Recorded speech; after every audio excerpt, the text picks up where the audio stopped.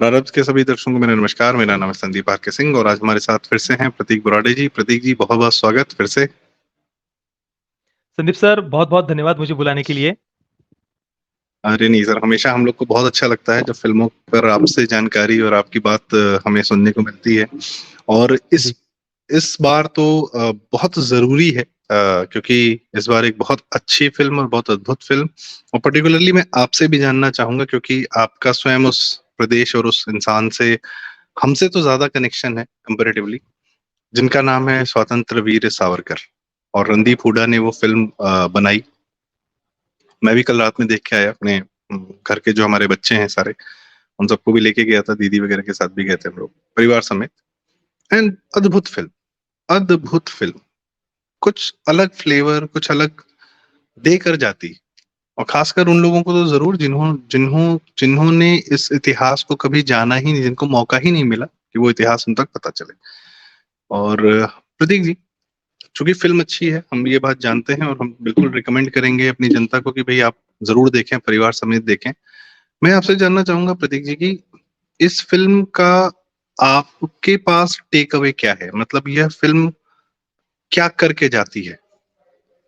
आपको क्या लगता है सर, ये ऑडियंसेस फिल्म को ऐसा क्या कुछ देकर करके जाती जाती है। ये फिल्म ऐसा कुछ करके जाती है जो पिछले 75 वर्षों से भी अधिक समय हो गया। इतने वर्षों में किसी और फिल्म ने आज तक ऐसा नहीं किया, वो ये फिल्म करके जाती है।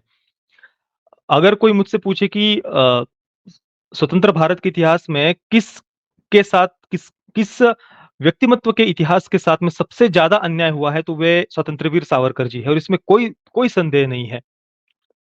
स्वतंत्रता से पहले तो ब्रिटिशों ने उन पर अन्याय अत्याचार किए ही, परंतु स्वतंत्रता के बाद भी कांग्रेस के शासन में उन पर उतने ही अन्याय और अत्याचार हुए। और उनके शरीर छोड़ने के बाद भी आज तक भी हम देख रहे हैं, सोशल मीडिया पर बैठे हुए कुछ ऐसे ही बहुत युवा बच्चे जाने अनजाने में सावरकर जी का मजाक उड़ाते हैं, माफी वीर जैसे शब्दों का उपयोग करते हैं। अभी मैं फेसबुक पर देख रहा हूँ, जहां जहां पर भी इस फिल्म को लेकर के पोस्ट किए गए हैं, कुछ जो भी जानकारी लोग शेयर कर रहे हैं, उसके नीचे हाहा रिएक्ट करने वाले आपको बहुत सारे लोग मिल जाएंगे। उन्हें लगता है कि वो हाहा रिएक्ट करके कुछ बहुत बड़ा तीर मार रहे हैं, बहुत बड़ा काम कर रहे हैं।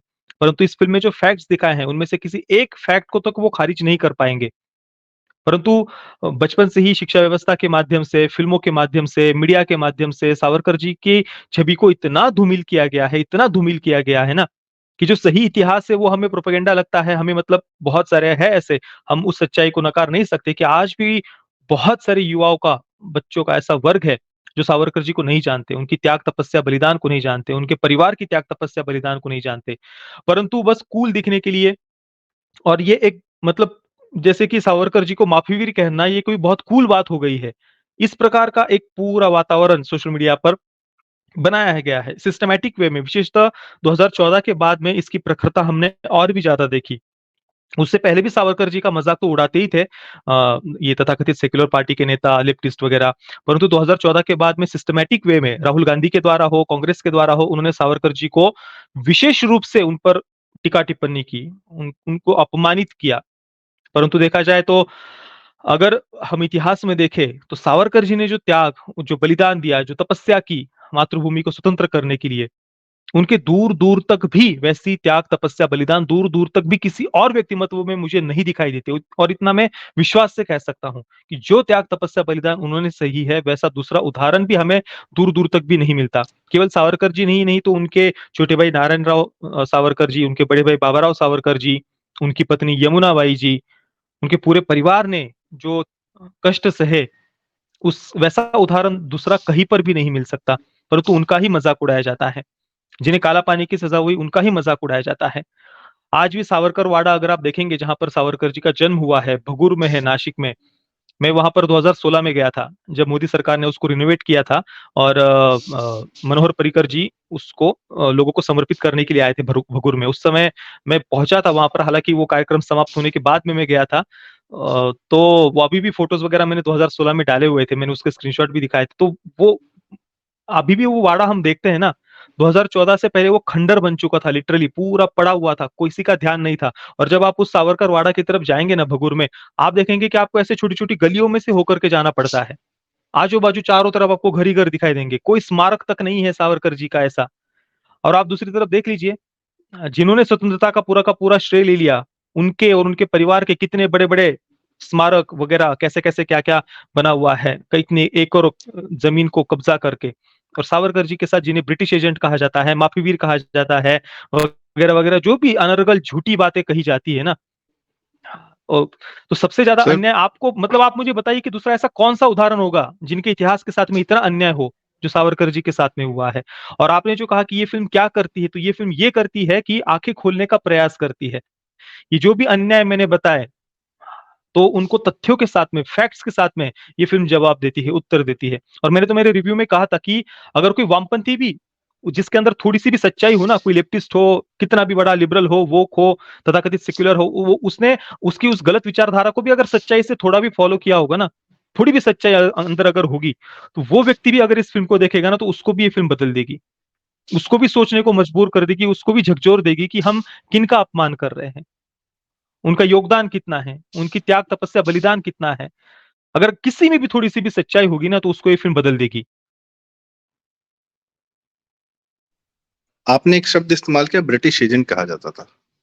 हुँ, ऐसा बिल्कुल, ब्रिटिश एजेंट जिसको 13 साल काला पानी में और जो अत्याचार किए गए उसमें एक एक अक्षरशः कोई मतलब कोई ऐसा झूठ तो नहीं दिखाया गया, वो सत्य है। वो बिल्कुल। अत्याचार सर कोई 2 दिन और नहीं उसके सहन बाद कर भी वे सकता। जेल में ही थे, उसके बाद भी 13 वर्षों के बाद भी रत्नागिरी रत्नागिरी में, जेल हाँ। में थे, पूरे 27 वर्षों तक वे जेल में रहे।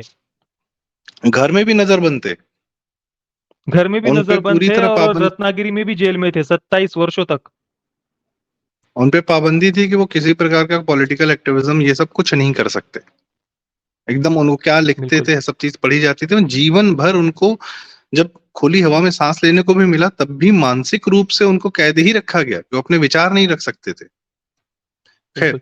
और उसके हम बाद भी उन्हें फिल्म पर कई बार आते हैं। जेल में डाला जी। गया, विशेषतः डायरेक्टली प्राइम मिनिस्टर हुँ, ऑफिस से ऑर्डर दे करके उनको जेल में डाल दिया जाता था। इसका भी फ़िल्म में उल्लेख किया है फ़िल्म के एंडिंग में। हाँ, लियाकत अली खान, पाकिस्तान का तत्कालीन प्रधानमंत्री, वो भारत में आया था कुछ चर्चा आदि करने के लिए भारत में। तो 1950 में वो आया, तो बस प्राइम मिनिस्टर ऑफिस से ऑर्डर पुलिस को भेजा गया कि भाई सावरकर उन्हें अरेस्ट कर लो, क्योंकि वो लॉ एंड ऑर्डर बिगड़ सकती है। मतलब पाकिस्तान का प्राइम मिनिस्टर यहाँ पर आता है, उसका बहाना बनाकर सावरकर जी को अंदर डाल दिया जाता है।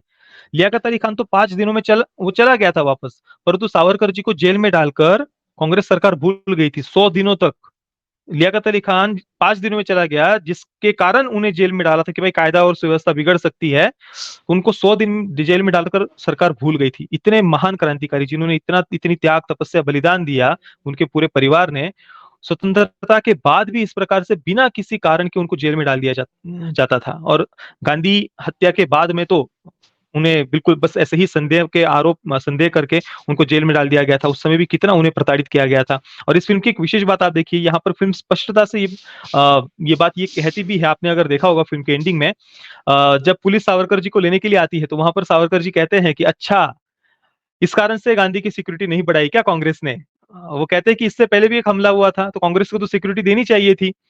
तो बस गांधी के नाम पर सिंपैथी पाने के लिए क्या कांग्रेस ने उन्हें सिक्योरिटी नहीं दी? ये एक जो प्रश्न फ़िल्म के वहाँ पर उस सीन में उठाया है ना, वो सीन बहुत कुछ कह जाता है। बहुत सारे प्रश्न चिन्ह वो सामने खड़ा करता है कि कांग्रेस ने क्यों नहीं दी सिक्योरिटी? और क्या गांधी उसी को स सिक्योरिटी ना देकर हुँ, उनके साथ कुछ हो जाए और उसकी सिंपैथी के गेन पर वो फिर से बड़े हो सके, क्या ये इसके पीछे का कारण था? ये खुलकर प्रश्न ये फ़िल्म पूछती है। क्योंकि उसी सीक्वेंस में उसी शब्द जो आप शब्द इस्तेमाल जो सेंटेंस आप इस्तेमाल कर रहे हैं, उसी सेंटेंस के साथ में 3-4 बड़े न्यूज़पेपर्स का जो हेडलाइन था वो दिखाया गया था कि उसमें हाँ, जो हाँ, हाँ, मर्डरर हाँ, हाँ। शब्द था उसके आगे हिंदू एक शब्द हिंदू लगाया मराठा गया ने था। मारा, हिंदू हिंदू ने मारा मराठा ये ने लिखा मारा था। और उसके बाद मतलब उनका पूरा टारगेट हिंदू थे। इनका उनको जानबूझकर हिंदुओं की छवि को धूमिल करना था और अपनी जो कुछ भी माइनॉरिटी अपीज़मेंट हो, उस पॉलिटिक्स को उनको बढ़ावा देना था। जी, और साथ ही आपने परिवार की बात की और 47 और लियाकत अली खान की बात की, गांधी हत्या की बात की। गांधी हत्या के अगले दिन से जो महाराष्ट्र में 5,000 से ज्यादा चित्पावन ब्राह्मणों को ढूंढ-ढूंढ के कांग्रेसियों ने मारा बिल्कुल, और उनके छोटे भाई उसमें को भी लिंच सावरकर करके जी मारा। के छोटे भाई को जिंदा जलाया, जो डॉक्टरी अपनी प्रैक्टिस करते थे। और उसके बाद आपने बताया कि उस घटना के कुछ महीने बाद नेहरू ने लॉ एंड ऑर्डर के ही चक्कर में सावरकर जी को जेल में बंद कर दिया, जिसके छोटे भाई को तुम्हारे कांग्रेसी पार्टियों ने जला दिया। तुमने अपने कांग्रेस वाले पार्टियों के लोगों को क्या जेल में डाला?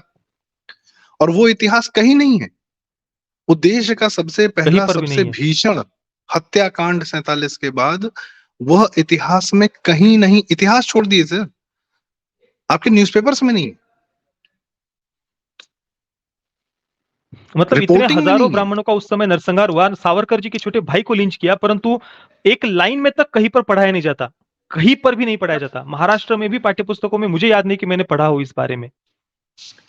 मैं सर कह रहा हूँ, आप इतिहास की किताब में तो तब लिखेंगे जब एक पूरी सरकारी व्यवस्था उसको तय करती है। और ये मौलाना आजाद पहले एजुकेशन मिनिस्टर थे। आप हत्याकांड तो बाद में लिखेंगे, आप न्यूज़पेपर में रिपोर्ट भी नहीं होने देंगे कि इतनी भीषण हत्याकांड हुआ है। उसको खा गए, पी गए। ये था मीडिया पे कंट्रोल नेहरू का। और ये ब्रिटिश मीडिया ही थी सर। ये जो आज, जो उस समय का टाइम्स ऑफ इंडिया और दुनिया भर के न्यूज़पेपर थे, ये क्या, ये जी। ब्रिटिशर्स के पैदा किए हुए थे ना। बेनेट एंड कॉलम इंडिया, आज भी बेनेट एंड कॉलम इंडिया है वो, टाइम्स ऑफ इंडिया ग्रुप जिसको बोला जाता है, ब्रिटिशर्स ये का तो पैदा पिछले किया हुआ कुछ था वर्षों बाद में में। थोड़ा बहुत बदलाव हमने देखा है, बाकी मीडिया तो हमेशा से बाहरी ताकतों के कंट्रोल में ही रही है भारत में काफी लंबे समय तक। और नेहरू के अंडर हुआ इतना बड़ा हत्याकांड, नेहरू के अंदर में, बिल्कुल। और नेहरू ने एक एफआईआर नहीं होने दी। नेहरू कश्मीरी पंडितों पर हुए अत्याचार, और जिन मुस्लिम आतंकवादियों ने कश्मीर में हिंदुओं पर अत्याचार किए, उस उतना ही तो नेहरू ने भी किया ना महाराष्ट्र में। वही किया नेहरू ने, बिल्कुल। नेहरू की कांग्रेस पार्टी ने। क्या फर्क है उस टेररिज्म में और इस और उसके टेररिज्म में? बाद भी सिस्टमैटिक वे में सावरकर जी को ही टारगेट किया गया, उनकी ही छवि को धूमिल किया गया, उनको ही अपमानित किया गया सिस्टमैटिक वे में। और ऐसी सर ऐसी गलत बातें सावरकर, सावरकर जी के बारे में स्प्रेड की हुई ना कि हम सोच नहीं सकते। फिल्म में जो दिखाया है एक sequence, of course India house का दिखाया है, उसके उसके पहले की, भारत को आज अगर यह, पूरे भारत को अगर आज यह पता है कि 1857 आपका पहला स्वातंत्र संग्राम था, तो उसका वो सावरकर जी एकमात्र थे। कारण वीर सावरकर है। बिल्कुल। क्योंकि उन्होंने वो किताब लिखी, क्योंकि उससे पहले तो ब्रिटिश उस घटना को खा गए थे, पी गए थे। बिल्कुल। और उसको उसको दबाने के लिए वो कांग्रेस पार्टी नाम के एक जो है टूल किट इजाद किया था उन्होंने, बिल्कुल। एओ ह्यूम के एओ द्वारा। ह्यूम के द्वारा। एओ ह्यूम ऐसा ऐसा अधिकारी था जिसने इटावा में, यहाँ पे यूपी के इटावा में, सैकड़ों लोगों को फांसी पे जिंदा टांग दिया था। फांसी पे टांग दिया था उसने, सैकड़ों पेड़ों पे लाशें लगी हुई थी जब यहाँ से गया था वो। और तब उसके पर बाद इतिहास में क्या इन कहते बातों हैं, का कहीं पर भी मेंशन नहीं है, कहीं पर भी नहीं इन सब और बातों उस के बारे में। आदमी ने कांग्रेस पार्टी बनाई थी कि अच्छा ये लोग से हम बात करेंगे, इनको स्वतंत्रता दे देंगे बातचीत करके। खुद इतना बड़ा हत्याकांड करके जा रहे हैं यहाँ से। खैर, बात हुई कि वो किताब ऐसी किताब है कि वो एकमात्र किताब है जो छपने से पहले बैन हो गई थी। हम्म। छपी भी नहीं, पढ़ी भी नहीं, बस ये पता कि कुछ लिख रहा है ये आदमी तो उसको बैन करो। बराबर। और भगत सिंह कितने बड़े, भगत सिंह को हमेशा कहा जाता है वामपंथियों ने, करो वो लेनिन पढ़ रहे थे। भाई वो सावरकर को पढ़ पढ़ के वो लोग, और सावरकर की किताब छापने का कार्य वो लोग करते थे। बिल्कुल। HSRA जो और बताएगी। एचएसआरए में अगर आपको किसी को भी ज्वाइन होना होता था तो सावरकर जी की उस पुस्तक को पढ़ना अनिवार्य था, ये बात भी फिल्म में उन्होंने मेंशन की है। बिल्कुल। फिल्म, अच्छा मैं प्रतीक जी मैं आपसे जानना चाहूंगा, फिल्म के डायलॉग्स हैं, फिल्म के तथ्यात्मक हैं, कहीं आपको ऐसा लगा कि तथ्यों के रूप में फिल्म ने कहीं कोई छेड़छाड़ की हो? छेड़छाड़ तो नहीं कह सकते, पर कुछ कुछ बातों को लेकर के थोड़ा सा लगता है कि मतलब वो इतनी नगण्य है ना कि उन्हें मेंशन करना भी मुझे आवश्यक नहीं लगा था, क्योंकि जब 99% फिल्म बहुत अच्छा कार्य कर रही हो, ऐसी बातें सामने ला रही हो जो कभी भी लाई ही नहीं गई, तो फिर उस 1% या 0.1% छोटी सी थोड़ी सी जो बातें होती है उन पर ध्यान देना मुझे उचित नहीं लगा था। जैसे कि इंडिया हाउस में टिप्पू सुल्तान का मेरे अनुसार फोटो हमें दिखाई देता है, या फिर जो काला पानी की सजा सेलुलर जेल में जब जो कन्वर्जन जो वहां का जेलर करता है इस्लामिक कन्वर्जन, तो एंडिंग में रणवीर हुड्डा उससे कहते हैं कि बहादुर शाह जफर की नहीं तुम देशभक्त बनो। तो कुछ बातें, कुछ फैक्ट्स जिनको लेकर थोड़ी बहुत मतभेद या जो भी है हम आक्षेप ले सकते हैं या बोल सकते हैं टीपू सुल्तान के फोटो को लेकर के, परंतु फिर बाकी मैंने देखा कि यार फिल्म बाकी 99.99% बातें, जो तथ्य है, जो फैक्ट्स है, ऐसी ऐसी बातें सामने ला रही है जो आज तक कभी भी मेन स्ट्रीम चर्चा में कभी आई नहीं। गांधी की जिस प्रकार से फिल्म में आलोचना की गई है, मोपला में जो हिंदुओं का नरसंहार हुआ उस पर गांधी का स्टैंड क्या था, खिलाफत आंदोलन के समय कथित आंदोलन जिसको कहा जाता था, जिसके आड़ में ही मोपला में हिंदुओं का नरसंहार हुआ था, उस समय गांधी का स्टैंड क्या था, वहां पर डॉक्टर बाबा साहेब आम्बेडकर जी उन्होंने गांधी की किस प्रकार से कितने कठोर शब्दों में आलोचना की। तो जब ये बातें आज तक कभी भी चर्चा में नहीं आई मेन स्ट्रीम में, मुझे नहीं याद कि इससे पहले कभी किसी एक फिल्म में भी इन बातों को मेंशन किया गया होगा। तो इस कारण से मुझे लगा कि बाकी जब इतनी महत्वपूर्ण बातें सामने आ रही है तो थोड़ी बहुत बातों को इग्नोर किया जा सकता है। जी, आपने जो बात कही कि उन्होंने क्या कहते हैं बहादुर शाह ज़फ़र और उन सब की बात की, वो तो अभी हमारी रीसेंट हिस्ट्री से जो भी निकल के आता है, वो किताब मैंने पढ़ी है 1857 स्वतंत्र का पहला संग्राम। जी, जी। सावरकर जी ने जो लिखी थी, और उसमें उनका यह प्रयास था, जो वो फ़िल्म में दिखाया वो सही भी था, कि हुँ, हिंदू मुसलमान एक होकर अंग्रेज़ों को और उनकी सबसे बड़ी तकलीफ ये थी कि अंग्रेज़ बाँट रहे। तो उन्होंने हुँ, वाक़ई में 1857 का जो उठाया, उन्होंने सबको बराबर क्रेडिट दिया कि इन्होंने ये किया, इन्होंने ये किया, और सबने मिल के किया। उन्होंने ये कहा कि ये सारे भारतीय थे इसलिए ये कर रहे थे। और तब तक इस्लाम बिल्कुल। अपने सर सैयद अहमद खां का 1857 में प्रादुर्भाव नहीं हुआ था। ख़ैर, उन लोग का अपना एक अलग चलता था। लेकिन जो लोग लड़े भारत के लिए, उन्होंने उनको भारतीय होकर इस बात को प्रदर्शित किया, और उनका इच्छा यही थी कि भई हमें विभेद नहीं है। और उन्होंने कहा कि जो यहाँ पैदा हुआ है, जो जो माने ये कि ये पितृभूमि है, ये पवित्र भूमि है, और ये जो हुँ, पुण्य भूमि, तो वो हिंदू है। वो उसका नाम कुछ भी हो बिल्कुल। सकता है, और ये उनका अंत तक रहा। और मैं आता हूँ सेल्युलर नहीं, जेल की उस विशेषतः पूरे मुझे वो सीक टिप्पू जी। सुल्तान की फ़ोटो को लेकर के मुझे लगा था, टिप्पू सुल्तान का फ़ोटो शायद इंडिया हाउस में उस समय होगा, इस कारण से शायद उन्होंने फ़िल्म में दिखाया होगा, ऐसा मुझे लगता है। शायद अभी भी वो इंडिया अगर हाउस में वो फ़ोटो होगा। हाँ, अब उस समय भी इतिहास को जानना जैसे आज इतना कठिन है, हम आज आज अपना जो टिप्पू सुल्तान इतिहास का जानने असली का चेहरा प्रयास कर। हमारे सामने है। हाँ, तो आज कोई मेहनत कर रहा है, कोई कुछ वर्क कर रहा है, उस समय तो बिल्कुल भी कोई संसाधन नहीं थे, तो जो प्रचलित कहानियाँ चल रही थी, हो सकता है उसको आदमी हुँ, मानता हो, ठीक है। हुँ, उतना हुँ, एक बेनिफिट ऑफ डाउट दिया जा सकता है। और क्योंकि हम आज भी प्रयास कर रहे हैं अपने इतिहास जानने की, सही इतिहास जानने की, इस फ़िल्म के माध्यम से भी। बिल्कुल। इसी में मैं आपसे एक सवाल पूछना चाहूँगा प्रतीक जी, जो सेल्युलर जेल का सीक्वेंस है, मैं as a sequence, as a film making के रूप जी। में, कि जो कष्ट उन्होंने सहा, जो एक्चुअल जीवन में सहा होगा, उसका तो कोई छू भी नहीं सकता कि उन्होंने क्या सहा है। पर वह कष्ट क्या दिखाने में फ़िल्म मेकर रणदीप हुड्डा अपनी एक्टिंग, अपने शरीर, अपने डायरेक्शन के माध्यम से क्या कामयाब रहे हैं? मैंने तो जो उनका डेडिकेशन था इस पूरी भूमिका को निभाने के लिए, ऐसा डेडिकेशन, ऐसा समर्पण बहुत कम देखने को मिलता है। पर बॉलीवुड कभी भी उनके इस परिश्रम को, उनके इस डेडिकेशन को सेलिब्रेट नहीं करेगा। यहाँ पर वो कभी भी सेलिब्रेट नहीं करेंगे। हाँ, बाकी दूसरी जगह पर उनका कोई पसंदीदा एक्टर हो, जैसे कि आमिर खान ने दंगल के लिए कितना वज़न कम कराया था, इसको तो इंटरनेशनली मतलब इस प्रकार से इस इंडस्ट्री ने उसको हौवा बनाया था कि जैसा आज तक ऐसा कभी कुछ हुआ ही ना हो। परंतु यहाँ पर रणदीप हुड्डा या ऐसा जो एक्टर उन्होंने इ इस लेवल का डेडिकेशन तो मैंने दूसरा उदाहरण तो नहीं देखा, पर इसको वो कभी भी मेनस्ट्रीम में ला करके चर्चा नहीं करेंगे, क्योंकि इसको मेनस्ट्रीम में लाएँगे, चर्चा करेंगे तो वही फ़िल्म भी प्रमोट हो जाएगी, जो वो नहीं चाहते। तो वो तो अपने-अपने चेले-चपाट जो भी है इनकी इकोसिस्टम, बड़े-बड़े प्रोडक्शन हाउस, इनके जो लॉबी के अंदर के एक्टर्स, ये उनको ही पसंद करते हैं, उनको ही सेलिब्रेट करते हैं। बाकी रणदीप हुड्डा उन्होंने तो अपना 100% दिया है या शायद उससे भी ज़्यादा ही दिया होगा। इस प्रकार का परफ़ॉर्मेंस और वहाँ पर उनकी जो आँखें हैं, जो जिस प्रकार से उन्होंने डायलॉग डिलीवरी हो या बैकग्राउंड म्यूज़िक का जैसे उपयोग किया है, टेक्निकली भी फ़िल्म वेल मेड थी, परफ़ॉर्मेंसेज़ भी बहुत बढ़िया थे और प्रेज़ेंटेशन रणदीप हुड्डा उनका ही डायरेक्शन भी यहाँ पर है।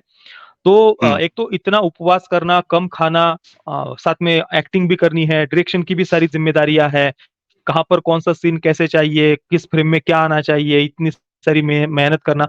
तो ऑब्वियसली उन्होंने तो 100% से भी ज़्यादा ही दिया है फ़िल्म में। आप ये सही कह रहे हैं, क्योंकि ऐसा परफ़ॉर्मेंस सिर्फ़ 2 लोगों का मुझे ध्यान आता है। एक ऑफ़ कोर्स क्रिश्चियन बेल है, फ़िल्म मशीनिस्ट के लिए उन्होंने जो है अपने अपना वज़न बहुत ज़्यादा घटा लिया था, और उसकी बड़ी चर्चा होती है, वो उसकी आज तक चर्चा होती है।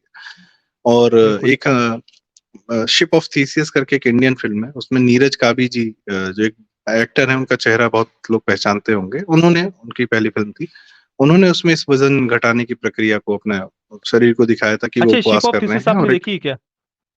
हाँ, आनंद गांधी जी की। मैंने हाँ। अभी तक देखी नहीं है, मुझे देखनी है क्योंकि हुँ। वामपंथी बहुत सेलिब्रेट करते हैं।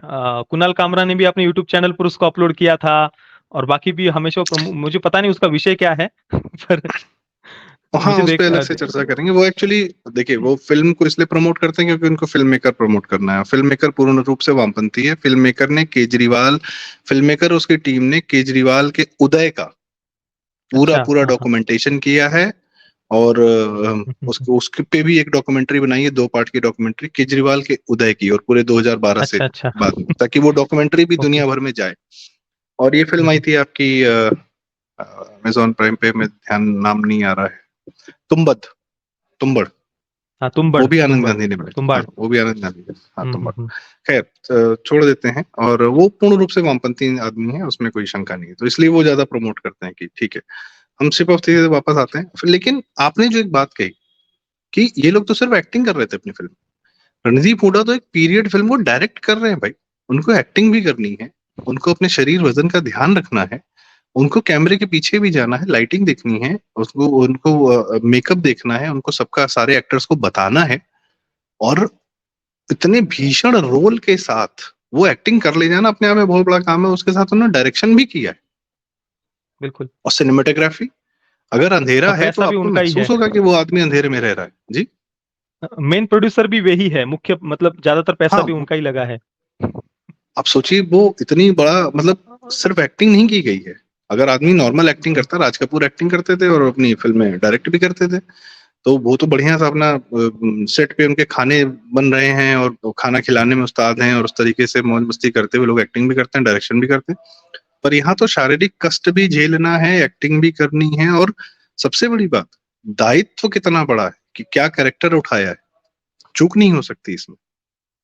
बिल्कुल। तो मन, शरीर, धन, तन सब कुछ लगाकर और फिर मैं तो देखता हूँ कि जो सेलुलर जे का सीक्वेंस है, वो प्रतीक जी मतलब वो हिला देने वाला सीक्वेंस है। आदमी आँख मतलब और उसको लंबा रखा गया है उस सीक्वेंस को। आप समझिए कष्ट को पहले। मुझे लगता है कि वो बिल्कुल। कष्ट वो महसूस करा कर जाती है फ़िल्म। जी। खैर ये और तो मेरे सर अपने उद्गार थे। जी, प्रतीक जी। जी, जी। आप कुछ कह रहे हैं? हाँ, मतलब वही सेल्युलर जेल में उनका इतना बलिदान और फिर भी आज हम देखते हैं कि जिन्हें 2 मतलब जो अपने एयर कंडीशन कमरों में बैठकर सावरकर जी का अपमान करते हैं, उन्हें कम से कम एक बार फ़िल्म को देखना तो चाहिए, जो फैक्ट्स है, तथ्य है। मुझे नहीं लगता कि कोई एक तथ्य को भी इस फ़िल्म में जो उन्होंने दिखाए हैं, कोई उसे काउंटर कर पाएगा। परंतु तथ्यों पर तो कभी वामपंथी बात करते ही नहीं हैं। बातें तो बड़ी-बड़ी अभिव्यक्ति की आज़ादी या दूसरे पॉइंट ऑफ व्यू को भी हमें सुनना चाहिए, इस प्रकार की करते हैं। परंतु सबसे ज़्यादा इंटॉलरेंट, सबसे ज़्यादा असहिष्णु हमें यही इकोसिस्टम देखने को मिलता है। प्रतीक जी मैं छोटा-सा उदाहरण दूँगा आपकी इसी बात पे। मैं लखनऊ में रहता हूँ, मेरे एक मित्र हैं, वो शायर हैं और मैं अभी फ़िलहाल नाम नहीं लूँगा उनका। ऑफ़ कोर्स हिंदू हैं और अच्छे शायरों में से हैं, यहाँ तक कि बॉलीवुड में भी उनका जो है नाम है, मान है, वो उर्दू सिखाते हैं। अच्छा। और बड़े हँसमुख आदमी, बहुत अद्भुत आदमी, बहुत पढ़े-लिखे फ़ारसी के बहुत अच्छे जानकार हैं, अरबी के जानकार हैं, तो मतलब ज्ञानी आदमी और ये बहुत यंग है, हार्डली 40-45 और शायर भी बड़े अच्छे हैं। हम लोग की पहले मुलाकात होती रहती है, अब भी होती रहती है। तो लखनऊ के उस कल्चर में वो हैं, उसमें वो जीते जागते दिखते हैं। कल उनका पोस्ट फेसबुक पे था कि एक फ़िल्म आ रही है जेएनयू, जहांगीर नेशनल यूनिवर्सिटी, वो कह रहे हैं कि वो शायर है सर, वो दुनिया को ज्ञान देता है। वो कह रहे हैं कि अगर इस फ़िल्म को देखने वाले या इसकी सराहना करने वाले या इसके बारे में कोई बात करने वाले लोग मेरी अगर फ्रेंड लिस्ट में हैं तो कृपया अभी निकल जाएँ। मुझे इस प्रकार के लोगों से कोई मतलब नहीं रखना है। फ़िल्म के पोस्टर को डालकर और उनके नीचे ऑफ कोर्स एक तमाम जो है छोटा पैजामा और सेकुलर मुसलमान और सेकुलर हिंदू लोग, "हाँ, भैया क्या बात कर दी, वाह! क्या बात कर दी, आप ही बस बोल रहे हैं और कोई बोल नहीं।"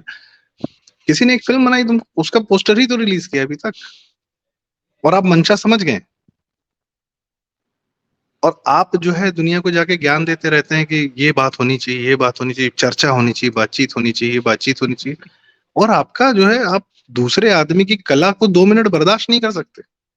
वो सुन क्योंकि देखिए कैसी है, कैसी नहीं हो। आप जितने भी वामपंथी हैं उनकी हर बात में आपको कुछ ना कुछ दोगलापन दिखाई देगा, हिपोक्रेसी दिखाई देगी। कोई बात किसी बात के साथ इनकी मैच नहीं करती है। आप ये बातें जब नक्सलियों की आती है तो वहां पर तो ये बड़ा-बड़ा रिवॉल्यूशन क्रांति की बात करते हैं उनको जस्टिफाई करने के लिए। परंतु फिर जब स्वतंत्रता की ब्रिटिशों के विरुद्ध लड़ने की बात आती है तो वहां पर ये गांधीवादी बन जाते हैं। अपने देश के सिस्टम के विरुद्ध लड़ने के लिए फिर इनको हिंसा चाहिए होती है, नक्सलियों को वहां पर जस्टिफाई करेंगे। तो ये इनके किसी बात में कहीं पर कोई सामंजस्य होता ही नहीं है। यासीन मलिक को बंदूक वाला गांधी बोल दिया, मतलब यासीन मलिक को भारत की जनता के मन में स्थापित करने के लिए बंदूक वाला गांधी बोल दिया। वो आदमी टीवी बिल्कुल। पे खुलेआम बोल चुका कि मैंने 4 एयरफोर्स के अधिकारी मारे अपने हाथ से।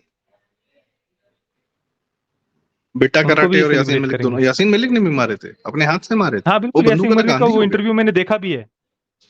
अभी हम्म। भी यूट्यूब पर मिल जाएगा वो वीडियो। इनको, हम मोहम्मदियों से दूर हटते हैं, और शायद शायद सावरकर जी जो विजनरी आदमी थे, वह यह सब अपने आसपास होता हुआ देख रहे थे। गांधी को समय से पहले पहचानने वालों में से शायद सावरकर थे। यह ब्रिटिश का ही आदमी है, यह वही बात कह रही है, ब्रिटिशर्स की ढाल है। यह बात वो बहुत पहले समझ गए थे। वो जानते थे फिल्म कि में आपने आपने एक ब्रिटिशर्स से डायलॉग लड़ना सुना होगा आसान है। जहां पर जी। ब्रिटिश अधिकारी ये कह रहे होते हैं कि हम ये नरम दल वालों को तो मनाने का प्रयास कर रहे हैं, उनको फुसलाने का प्रयास कर रहे हैं अपनी तरफ लाने का, और तुम क्या गरम दल वालों को और प्रोवोक कर रहे हो। मतलब यहाँ पर आप देखिए, ये नरम दल वाले जो है, जिनको भी आप कहिए जो भी है, तो वो एक प्रकार से ब्रिटिशों के साथ उनके नजदीकियां या गुस्से को शांत करने के लिए, आम जनता की गुस्से को शांत करने के लिए इनको कैसे एक प्रकार से टूल के रूप में यूज किया जाता था, ये बात भी फिल्म में उन्होंने बड़ी ही सटल वे में पर दिखाई है। बिल्कुल। संजीव सान्याल जी हैं इस समय, मोदी जी के इकोनॉमिक एडवाइजर हैं, और बहुत बड़े हिस्टोरियन हैं। उनकी किताब है रिवोल्यूशनरीज, और मतलब बहुत अद्भुत आदमी। उनके वीडियोस मैं चाहूंगा जनता देखे, संजीव सान्याल जी को सर्च करके। वो एक छोटी सी बात कह, और संजीव सान्याल जी का ये है कि सचिंद्र नाथ सान्याल जी जो थे, वो उनके भाई के पोते हैं, तो वो उस लीनियज से आते हैं। और संजीव सान्याल जी का बहुत बड़ा काम है इतिहास पर, और यह कि रिवॉल्यूशनरीज के मध्य जो सावरकर जी का अंत में आया, उन्होंने, संजीव सान्याल जी एक ने बात कही कि नरम दल और गरम दल जो है, यह शब्द इसलिए इस्तेमाल किए जाते थे। इस शब्दों का इस्तेमाल कितना बढ़िया किया गया है कि थे तो भारतीय, लेकिन संजीव सान्याल जी कहते हैं नहीं, नरम दल जो है ब्रिटिशर्स का लॉयलिस्ट था, और जो गरम बिल्कुल। दल था वो एक्चुअल रिवॉल्यूशनरीज थे। बिल्कुल। खैर, और जो अंत में मैं आपके जो मेन बात है कि स्वतंत्रता हमें कैसे मिली, हम्म। संजीव सान्याल जी ने ऑफ कोर्स ये पूरी रिवोल्यूशनरीज करके किताब लिखी है। उसमें सीक्वेंस आता है कि लाला हरदयाल, मदन लाल ढींगरा, और जितनी पूरी, इनको बताया जाता था कि ये छोट घटनाएं कर रहे हैं, कहीं पे उनका कोई असर नहीं पड़ रहा, पर ऐसा नहीं था। मैं आपसे जानना चाहता हूँ, ये इस बात में कितनी सच्चाई है कि जो ये सावरकर जी का जो ये एक विजन था कि सेना में, और ये फिल्म के ट्रेलर में भी डायलॉग है कि पहले बिल्कुल। हथियार की ट्रेनिंग तो लो, फिर, फिर क्या अद्भुत नली कहाँ डायलॉग पर लिखा है, क्या घुमानी है। अद्भुत, नली कहाँ पर घुमानी, कि भाई you be smart about it, britishers are being smart, you also being smart. आपसे मैं जानना चाहूंगा कि यह जो सावरकर जी का एंगल था कि be smart, be very smart, बिल्कुल। यह आपको जी। कितना तो मतलब ये अद्भुत लगता है कि ध्येय के प्रति इतना बिल्कुल, पक्का आदमी की be smart about what you doing. जी। सावरकर जी के विजन के बारे में, उनके दूरदृष्टिकोण के बारे में तो मतलब हम जितनी भी चर्चा करें उतनी कम है। वो भी बिल्कुल युवावस्था से ही, काला पानी की सजा से पहले, इंडिया हाउस में जाने से पहले से ही उनका जो विजन था, दूरदृष्टिकोण था, उसके बारे में हम बात कर सकते हैं। और आपने जो स्वतंत्रता की बात की, उस पर भी जो पॉइंट ऑफ व्यू या जो सही इतिहास ये फिल्म सामने रखती है, आप देखिए क्विट इंडिया मूवमेंट को उन्होंने किस प्रकार से प्रस्तुत किया है। मतलब क्विट इंडिया मूवमेंट कैसे असफल हुई, जिसका स्वतंत्रता में कोई ऐसा श्रेय नहीं था। स्वतंत्रता में प्रमुखतः श्रेय ये था, स्वतंत्रता के पीछे का मुख्य कारण ये था कि भाई वर्ल्ड वॉर 2 के बाद में एक तो अंग्रेज वैसे भी कमजोर हो चुके थे, आजाद हिंद सेना का प्रभाव बढ़ रहा था, दूसरी तरफ जो हमारी नौसेना है, वायुसेना है, पुलिस है, उन्होंने वही बंदूक की नली दूसरी तरफ घुमा दी थी, जिसे द रॉयल नेवल म्यूटिनी भी कहा जाता है। ये रीजंस थे प्रमुखतः स्वतंत्रता के पीछे, और इन बातों का स्पष्टता से फिल्म में उल्लेख किया है। क्विट इंडिया मूवमेंट के पीछे की भी हिपोक्रेसी, कांग्रेस का दोगलापन, किस प्रकार से ब्रिटिशों के हाँ में हाँ मिलाना हो, या वर्ल्ड वॉर 2 में भी ब्रिटिशों के साथ हमें कैसे खड़े होना चाहिए, ये जो कुछ भी कांग्रेस का स्टैंड था, इन बातों को भी फिल्म में उन्होंने मेंशन किया है। और सबसे महत्वपूर्ण आप देखिए, क्विट इंडिया मूवमेंट के जो सीन है, वहां पर एक डायलॉग आपको सुनने को मिलेगा कि जब नेताजी का प्रभाव बढ़ रहा था, आजाद हिंद सेना का प्रभाव बढ़ रहा था, नेताजी ने अपनी सरकार भी आजाद हिंद सेना की स्थापना कर ली थी। उसके बाद अचानक से ऐसा क्या हुआ कि कांग्रेस ने इधर क्विट इंडिया मूवमेंट शुरू कर दी। अचानक से नेताजी के प्लेन क्रैश की खबर सामने आ जाती है, जब नेताजी ने सरकार की स्थापना की थी। फिर पूरा का पूरा जो ध्यान है वो क्विट इंडिया मूवमेंट की तरफ कैसे डाइवर्ट कर दिया जाता है। मतलब ये प्रश्न चिन्ह फ़िल्म उठाती है और ये ऐसे प्रश्न हैं जो किसी को भी अंदर तक झकझोर देंगे कि कैसे ब्रिटिशों ने इस पूरे जनमानस के अंदर का जो आक्रोश है या उसको बिल्कुल डाइवर्ट कर देना या उसको दबाने का प्रयास करना, ये सब कुछ हुआ है। साथ में ही वर्ल्ड वॉर 1 के समय भी गांधी ने कैसे भारतीयों को ब्रिटिशों का साथ देना चाहिए, तो ये बात भी फ़िल्म में उन्होंने मेंशन की है कि वर्ल्ड वॉर 1 के समय भी गांधी का यही स्टैंड था। तो ये किस प्रकार की अहिंसा है? तो बहुत सारे तथ्य है, फैक्ट्स है, जो ये फ़िल्म सामने रखती है। मोपला में हिंदुओं का नरसंहार हुआ या खिलाफत के आड़ में ये जो नरसंहार हुआ था, इन बातों पर भी गांधी के स्टैंड को, विचारों को ये फ़िल्म खुलकर क्रिटिसाइज़ करती है। बिल्कुल सही कह रहे हैं आप। और आपने जो बात की कि गांधी जी ने ब्रिटिशर्स का साथ देने के लिए बात की, जैसे ये फ़िल्म एक डॉक्यूमेंटेशन है, उस समय का और आज के लिए प्रासंगिक है।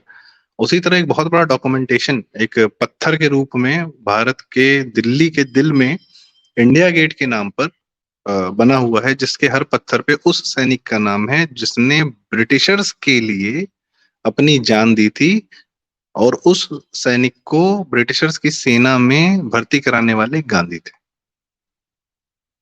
इंडिया गेट बनाया गया ब्रिटिश ने उन सैनिकों को श्रद्धांजलि देने के लिए। और हम आज जब तक, और 1947 से 2000, जब तक मोदी जी ने एक आर्मी मेमोरियल जगह नहीं बनाई, तब तक हम अपनी सेना को जाकर, जो सेना को अगर हमें सम्मान देना होता तो हम इंडिया गेट जाके देते थे, जबकि वहां पे बिल्कुल। किसी का नाम 47 से 2016-18 जब भी वो हमारा मेमोरियल बना है, आर्मी मेमोरियल और पुलिस मेमोरियल, हुँ, कि उनके नाम है बिल्कुल। वहां पर।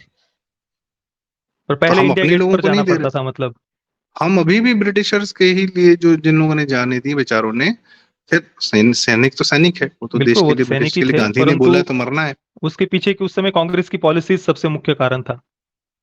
हाँ, आप सोचिए कि इस तरीके की बातें। और यह फ़िल्म बनाकर मैं कहता हूँ रणदीप हुड्डा ने अपने जीवन का, मैं ये तो नहीं कहूँगा सर्वश्रेष्ठ, अभी अभी तक का तो ऑफ कोर्स सर्वश्रेष्ठ कार्य किया है, पर जो एक जीवन जिस कार्य के लिए मिलता है, उसमें एक बहुत बड़ा झंडा उन्होंने गाड़ दिया है। और अपने जीवन को एक थोड़ा-सा, एक होता है ना कि हमको जो जीवन मिला, हमें हमारा पर्पस क्या है, ध्येय क्या है?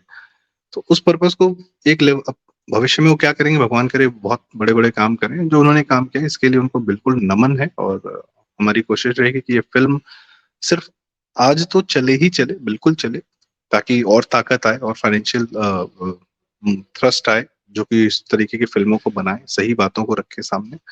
और मैं चाहता हूँ कि भविष्य में भी, मुझे लगता है, मैं आपसे आखिरी सवाल जानना चाहूँगा, अभी बस्तर आई प्रतीक जी, और इस प्रकार की फ़िल्में आ रही हैं जो एक्चुअल, जो वास्तविकता है समाज की, नैरेटिव को हटाकर जो वास्तविकता है समाज की, जो मेन स्ट्रीम मीडिया है, जर्नलिस्ट हैं, लॉयर्स हैं, जुडिशरी है, ये जो तंत्र है, जो अमेरिका के द्वारा फंडेड रहता है, चलता है, हमको पूरे देश को डिस्टर्ब करने का प्रयास करता है, हमारे असली इतिहास को हमसे दूर खींच लेता है, हमको कॉन्फिडेंट नहीं होने देता है अपने आप पर।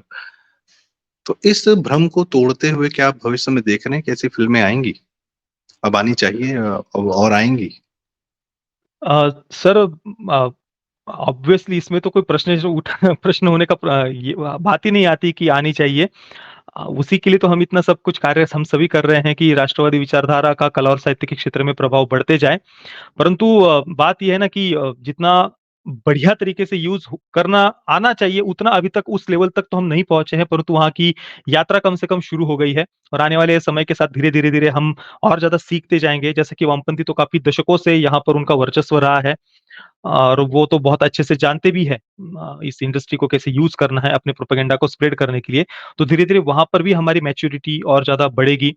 बाकी अगर हमें ये बदलाव लाना है, तो सबसे पहले आवश्यक ये है कि अ, ऐसी फ़िल्मों के साथ हम खड़े हों, क्योंकि इंडस्ट्री तो ऐसी फ़िल्मों को दबाने के लिए हर संभव प्रयास कर रही है। द वैक्सीन वॉर के समय से ही हम देख रहे हैं कि उस फ़िल्म को भी कैसे पूरा एम्बार्गो लगाकर फ़िल्म पर चर्चा ही नहीं होने दी गई। कहीं पर आप अभी भी देख लीजिए वैक्सीन वॉर के बारे में उसके टीज़र, ट्रेलर, पोस्टर किसी पर भी चर्चा नहीं हुई थी। रिलीज़ होने के बाद भी रिव्यू तक नहीं किए गए। यही सेम हमने आर्टिकल 370 पर भी देखा था कि रिलीज़ होने तक भी उन्होंने कहीं पर बॉलीवुड का इकोसिस्टम चर्चा नहीं कर रहा था। फिर रिलीज़ होने के बाद जब देखा कि भाई फ़िल्म ने तो पिकअप पकड़ लिया है, तब फिर दूसरे दिन जाकर के कुछ लोगों ने रिव्यू किए थे। बस्तर के साथ भी इन्होंने यही किया, पहले चेक किया कि भाई ये फ़िल्म पिकअप पकड़ रही है या नहीं, नहीं पकड़ा तो चर्चा भी नहीं, अभी तक भी किसी ने रिव्यू नहीं किया बस्तर का। जिन्होंने किया है कुछ इक्का-दुक्का यूट्यूबर्स, वो भी बस ऐसे ज़बरदस्ती करना था, ऐसे कर दिया। तो बस्तर जैसी फ़िल्में और बात आजकल फ़िल्मों की जो शेल्फ लाइफ़ है ना, वो 1 वीक तक की है, विशेषतः पहला जो वीकेंड है, 3 दिन शुरुआत के, शुक्रवार, शनिवार, रविवार, इन तीनों दिनों में फ़िल्म ने पिकअप पकड़ लिया तो ठीक है, नहीं तो फ़िल्म अगले हफ्ते ठंडे बस्ते में चली जाती है। इतनी कम शेल्फ लाइफ़ फ़िल्मों की हो गई है। तो अगर फ़िल्म को सफल होना है तो शुरुआत के 3 दिनों में सपोर्ट करना बहुत आवश्यक है। मैं देख रहा हूँ कि बहुत सारे मित्रों के कमेंट्स मुझे अभी इस हफ्ते आ रहे हैं कि भाई बस्तर तो दिख ही नहीं रही थिएटर में। पिछले हफ्ते रिलीज़ हुई थी, तब हमें तुरंत सपोर्ट करना चाहिए था, तब हमें पहले 3 दिनों में ही देखने के लिए जाना चाहिए था। अब एक तो उन्होंने पहले ही ऑड शो टाइमिंग दिए थे, कम शो टाइमिंग दिए थे और पहले 3 दिनों में जब फ़िल्म ने पिकअप नहीं पकड़ा, तो वीकडेज़ पर और भी कम कर दिए थे बस्तर के शोज़ और अभी सेकंड वीक में तो उन्होंने हटा भी दिया है। अभी स्वतंत्र वीर सावरकर फ़िल्म को भी अभी आज शनिवार है, कल रविवार, ये 3 दिनों में इसको अधिक से अधिक सपोर्ट करने की आवश्यकता है, ताकि वीकडेज़ पर भी फ़िल्म स्टेबल बनी रहे और अगले हफ्ते में भी अच्छे खासे स्क्रीन्स इसे मिल सके। तो ये सपोर्ट भले ही अभी स्क्रीन्स थोड़े से कम दिख रहे हो पर मैंने अभी जस्ट बुक माई शो पर चेक किया, तो काफ़ी सारे शोज़ मुंबई में मैंने देखा कि फास्ट फिलिंग दिख रहे हैं। काफ़ी ठीक-ठाक बुकिंग अभी हो रही है, तो तुरंत आज हमें सपोर्ट करने की आवश्यकता है। और दूसरा एक और जो मेरी सबसे बड़ी ये कह हमेशा मैं कहता हूँ कि राष्ट्रवादी फ़िल्म मेकर्स डायरेक्टली किसी सब्जेक्ट को लेकर फ़िल्म बनाते हैं, जैसे कि आर्टिकल 370 हो गई या बस्तर हो गई या फिर अभी स्वतंत्र वीर सावरकर। सामने एक जॉनरा अलग रखकर, थीम अलग रखकर, विषय अलग रखकर, फिर उसमें सबप्लॉट्स के माध्यम से अपनी कहानी को जोड़ना, ये जो वामपंथी करते हैं ना, ये सीखने की आवश्यकता है। क्योंकि बात ये है ना कि आप जब डायरेक्टली कोई पॉलिटिकल थीम पर या किसी सब्जेक्ट पर या किसी घटना पर फ़िल्म बनाते हैं ना, तो वो फ़िल्में देखने वाली एक पर्टिकुलर ऑडियंस है। वहाँ पर आप यंग जनरेशन को नहीं जोड़ सकते। यंग जनरेशन को सामने दिखेगा कि भाई ये तो एक रोमांटिक कॉमेडी है, ये तो भाई कोई फैंटेसी फ़िल्म है, ये तो भाई कोई मतलब कोई मर्डर मिस्ट्री है, थ्रिलर है। तो वो जब उस माइंडसेट से वो फ़िल्म देखने के लिए जाता है और वहाँ पर सटल वे में जब हम अपने सबप्लॉट्स के माध्यम से अपनी कहानी को जोड़ते हैं ना, तो वो ज़्यादा असर करती है। वामपंथी इतने इफेक्टिवली क्यों इतने बच्चों को आज भी प्रभावित करने में या ब्रेन वॉश करने में सफल क्यों हो जाते हैं? क्योंकि सामने से सामान्य व्यक्ति को पता भी नहीं चलता कि वो अपने किसी एजेंडा को हमारे अंदर डाल रहे हैं। तो वो हमें सीखने की आवश्यकता है। आप डायरेक्टली बस्तर कहकर फ़िल्म बनाएँगे तो ऑब्वियसली यंग जनरेशन नहीं जाएगी वो देखने के लिए। ठीक है, कुछ राष्ट्रवादी चले जाएँगे, पर आप उस इतने बड़े मास ऑडियंस तक कैसे पहुँच पाएँगे? उसके लिए हमें अपने आप को क्रिएटिव बनाना बहुत ज़्यादा आवश्यक है। अभी जैसे मैंने पिछले 2 हफ्ते पहले गामी नाम की तेलुगु फ़िल्म देखी। बहुत प्रॉब्लमेटिक थीम थी। जिन्होंने मेरा रिव्यू देखा है उन वो आप मैं सजेस्ट करूँगा कि रिव्यू देखना। सामने आप देखिए एक बिल्कुल फैंटेसी फ़िक्शनल कहानी उन्होंने बनाई है कि एक अघोरी है, उसको कोई एक बहुत गंभीर ऐसी शारीरिक बीमारी है और उसको द्रोणागिरी पर्वत पर जाकर के एक मशरूम खोजना है चमकता हुआ। सामने से व्यक्ति को पता भी नहीं चलेगा कि भाई ये तो नॉर्मल सी कहानी लग रही है, उल्टा फैंटेसी फ़िक्शनल दिख रहा है। वो उल्टा सनातन संस्कृति की कोई थीम थीम दिख रही है, यहाँ पर तो भाई द्रोणागिरी पर्वत है, वो जा रहा है अघोरी। पर आप सूक्ष्मता से उस फ़िल्म को देखेंगे ना, तो हर नेगेटिव बात के साथ में उन्होंने सनातन संस्कृति को जोड़ा है और हर सकारात्मक बात के साथ में बुद्धिज़्म को जोड़ा है। और ये इतना सटल वे में किया है ना, सामान्य व्यक्ति देखेगा तो उसको समझ में भी नहीं आएगा। मैं तो अलग मानता ही नहीं हूँ, जैनिज़्म हो, बुद्धिज़्म हो, सिखिज़्म हो, वैष्णविज़्म हो, शैविज़्म हो, शाक्तिज़्म हो, गाणपत्य पंथ हो, ये हम सब सनातन संस्कृति के ही अंग हैं, मैं तो ये मानता हूँ। परंतु वामपंथी फ़िल्म मेकर्स का दिखाने का दृष्टिकोण देखिए, वो ये अलग करके अलग दिखाकर वो क्या दिखा रहे हैं कि हर सकारात्मक चीज़ के साथ बुद्धिज़्म जोड़ेंगे, हर नकारात्मक चीज़ के साथ उन्होंने सनातन संस्कृति को जोड़ा है। वही वामपंथी और ब्रिटिशों ने जो झूठी देवदासी प्रथा की बातें लिखी हुई है, वही फ़िल्म में भी उन्होंने दिखाया है कि मंदिर तो बलात्कार के अड्डे थे। तो ये आप देखिए एक सबप्लॉट के माध्यम से मंदिर बलात्कार के अड्डे डाल दिया उन्होंने। और बाकी भी पूरी फ़िल्म में थीम क्या है, सामने से देखने वाले को लगेगा कि कोई फैंटेसी लैंड की मैं कोई फ़िल्म देख रहा हूँ। ये तो एक उदाहरण मैंने गामी का दिया। ये जब तक राष्ट्रवादी फ़िल्म मेकर्स दिखेंगे नहीं ना, तब तक तो भाई सामने आप डायरेक्टली किसी थीम, किसी घटना को लेकर फ़िल्में बनाएँगे तो ठीक है, कुछ राष्ट्रवादी या पर्टिकुलर वैसा विषय देखने वाली ऑडियंस तक आप पहुँच सकते हो। परंतु मास ऑडियंस तक, युवाओं तक, बच्चों तक पहुँचना है, तो आपको अपने आप को क्रिएटिव बनाना ही होगा। बिल्कुल आपने सही बात की। वो सालार जैसी एक मेगा फ़िल्म बनाते हैं, मेगा एंटरटेनर और इतनी बड़ी बजट की, उसमें भी अपना एजेंडा रखते हैं और आपने बताया छोटी फ़िल्म उसमें भी अपना एजेंडा रखते हैं। खैर आप जो शिकायतें करते हैं मुझे लगता है दूर तक जाती हैं और उसपे काम होता है। तो अभी हमने कुछ दिन पहले आपकी तकलीफ ये थी कि अरे यार राष्ट्रवादी फ़िल्में बनाते हो टेक्निकली तो ठीक बना लो। तो शायद अब वो टेक्निकली जो है चीज़ें ठीक होनी शुरू हो गई हैं और अब आप जो सबप्लॉट्स हाँ, की बात आर्टिकल कर रहे हैं 370 वो भी टेक्निकली अच्छी थी, स्वतंत्र वीर सावरकर भी अमेज़िंग। टेक्निकली अच्छी है। हुँ। Even Bastar was good.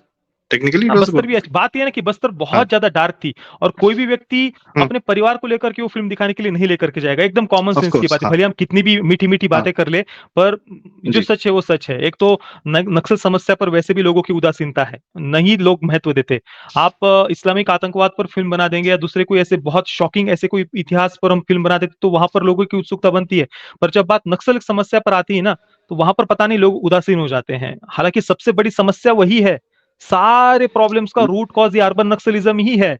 इन सारे अलग अलग आप प्रॉब्लम्स को इंटेलेक्चुअल शील्ड देने का काम यही लोग करते हैं। तो मैं अगर कहूं कि आप सबसे ये महत्वपूर्ण फिल्म कौन सी, तो मैं तो बस्तर को ही कहूंगा। जनता को अंदाजा नहीं है कि 2004 से 14 के बीच में यह नक्सल समस्या पूरे कर्नाटक से लेकर तेलंगाना, महाराष्ट्र, उड़ीसा, झारखंड, छत्तीसगढ़, बिहार होते हुए मध्य प्रदेश के पूरा एक रेड कॉरिडोर बोला जाता था, उत्तर प्रदेश के बिल्कुल सोनभद्र बिल्कुल। तक, और 1/3 जिले इस नक्सल समस्या से पीड़ित थे पीड़ित थे। 2004 से 14 के और बीच में। आतंकवाद की भी जो राजला समस्या हम देखते हैं ना, उसके पीछे रूट कॉज में भी आपको यही अर्बन नक्सल्स दिखेंगे, क्योंकि उन आतंकवादियों को कानूनी संरक्षण और इंटेलेक्चुअल बौद्धिक संरक्षण देने का काम यही वामपंथी करते हैं, यही अर्बन नक्सल्स करते हैं।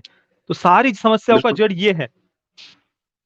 नहीं। और हम तो ठीक है, मतलब ये जनता को अंदाजा नहीं होता क्योंकि ऑफ कोर्स मीडिया उसको पूरी तरीके से पी जाती है। जैसे उन्होंने 1947 का 1949 में जो 48 में जो गांधी जी की हत्या के बाद जो 5,000 यदि इतनी बड़े हत्याकांड को वो अगर पचा गए, मोपला नरसंहार को पचा गए, तो फिर वो तो आज भी पचा रहे हैं और हमको अंदाजा नहीं है। पर ये ऐसा है कि हम और आप जब चर्चा करते हैं और हम और आपका कोशिश प्रयास ये रहेगा कि ये तंत्र और बड़ा हो, ताकि हम जो सत्य है, जो रियलिटी है, ये तो नैरेटिव की बात करते हैं, हम रियलिटी की बात हम्म, करते हैं, ये एक रियलिटी बिल्कुल। है और वह जनता तक जाएगी, जनता तक पहुंचेगी। और मुझे लगता है कि आज की ये जो चर्चा है हमारी सार्थक है।